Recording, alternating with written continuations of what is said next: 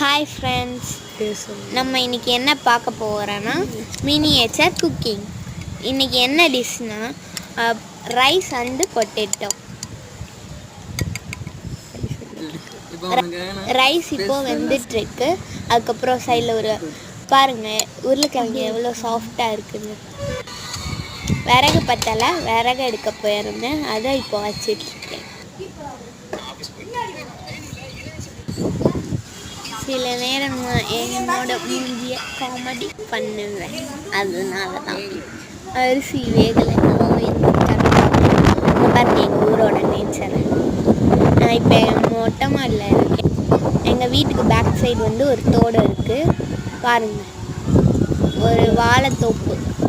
அதுக்கு பின்னாடி வந்து ஒரு தென்னை மரம் இருக்குது. அதுக்கப்புறம் சைடில் பார்த்தீங்கன்னா ஐயங்கார் பேக்கரி இருக்கும். எங்கள் ஊர் நேம் நேச்சர் தான். இதுதான் நேச்சர் பாருங்க, வாழைத்தோப்பு. நான் சில வேற ஏதாவது வரதான் இருப்பேன். பாருங்க பாருங்க, டான்ஸ் ஆடிக்கிட்டு இருந்தேன் எங்கள் அக்கா வீடியோ. இதுக்கு பேர் தான் சீனுன்னு சொல்லுவாங்க. இதுக்கு ஒரு பாட்டு இருக்கு, அது நம்ம பரிஷ்னாவே சொல்லும். வாங்க பார்க்கலாம். ரொம்ப உடம்புக்கு ஆகாது ஷார்ட்.